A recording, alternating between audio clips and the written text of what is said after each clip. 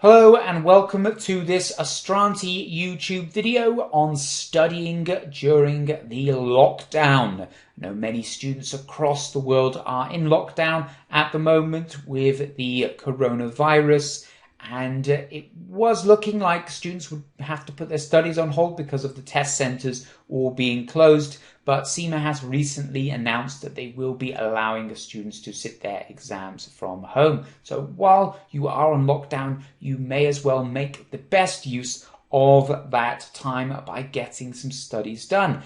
And in this video, I'm going to go through 5 tips to help you get started with your studying during the lockdown and the best ways to keep yourself fresh, keep yourself motivated. And if you do like this video, then please like and subscribe. At the bottom of the screen, we'll be releasing many of these sorts of videos over the coming months. And also visit the website www.astranti.com for some free samples and other help to help get you started. And in this video, the 5 tips I'm going to go through are to create a list, keep a window open, tidy your workspace, go for a walk, and turn your phone off. Now, these may sound like quite simple, quite straightforward methods, but they actually will make a substantial difference to your mindset. And studying is all about creating the right mindset. So, let's start with number 1, which is to create a list. What I mean by create a list is to start with the exam date, where you booked your exam, and work backwards.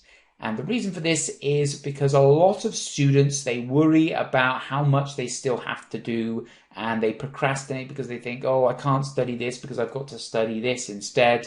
And as a result, they get nothing done. So start with the exam date, put that on a calendar, and work backwards to the date it currently is, and put on that calendar every single thing you need to do.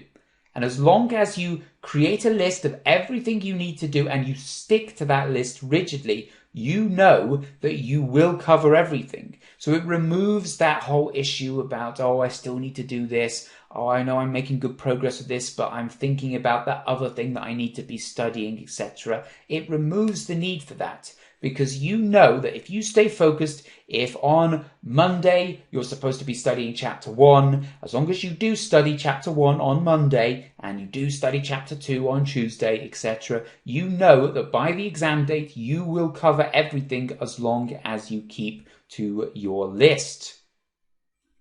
Second tip is to keep a window open, and this allows the stale air within your house to leave and the fresh air to come in. And fresh air is proven to have a positive impact on your mental and your physical well-being, and this also puts you in the right mindset for studying, as it helps with your concentration. And revision and studying is all about concentrating. You can sit at a desk and look at a computer screen and look at a textbook for hours on end. If nothing is going in, you have wasted your time. It's better to have an hour of really intense, really useful revision than hours of useless revision that isn't going to go in. So keep a window open to help with your concentration. Then keep your workspace nice and tidy. I'm sure you've heard the phrase of, tidy desk, tidy mind.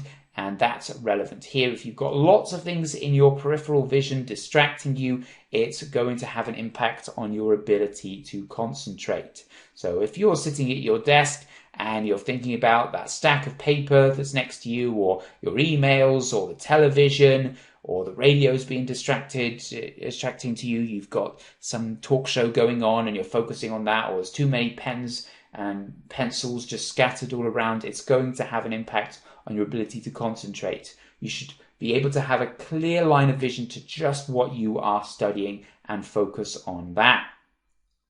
Tip number 4 is to go for a walk. It's not necessarily for a walk, it could be go out on a bike or a scooter, whatever it is. Anything to get some exercise, because this helps you feel energized, it gets your heart rate up, you feel more focused in a mindset to focus on something. And it also clears your mind from other distractions you may have had. You may contemplate on things whilst you're going for a walk, and you get that out of your mind and you come back, you're feeling ready, you're feeling energized, your heart rate's up, and you're ready to sit down and start working.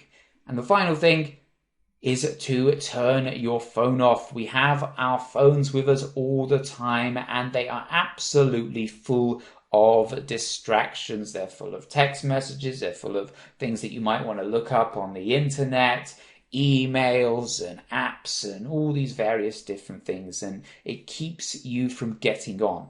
And it's worth noting that it can cost you up to 15 minutes for every distraction. By the time you look at your phone, you are taking yourself out of the mindset of working, you're removing yourself from whatever it is you were looking at, and it can take up to 15 minutes to get back into the right mindset. And of course, if you have your phone with you, then it's only a matter of time until another distraction comes in, and that's another 15 minutes wasted. And this is particularly relevant if you are taking mock exams. You must do them under exam conditions. The reason for this is because, of course, when you do the actual exam, you're going to have to do it under exam conditions. If you are sitting a mock exam and you are taking too long to do it, or you're looking things up on the internet, or you're just looking at your phone in between questions, then you are not doing it under exam conditions. And any mock that is not taken under exam conditions is not really a mock exam.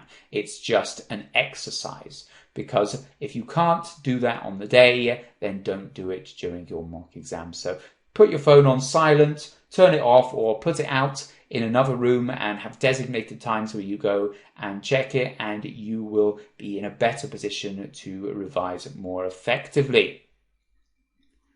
So those are my key 5 tips for how to improve studying during this lockdown period. Again, they may sound quite simple, they may sound like quite soft advice, and some of you may be thinking, well, I do all of that anyway, and that's all well and good. And some of you who perhaps do think that, I don't actually go for a walk, or I don't actually keep my phone off, I do look at it all the time. Hopefully you'll be in a position now where you can learn from this video, and it really does make a difference. A lot of students, they worry about the hard advice, they worry about the actual study tips and things like this, whereas actually creating the right environment for studying is just as important as the studying itself.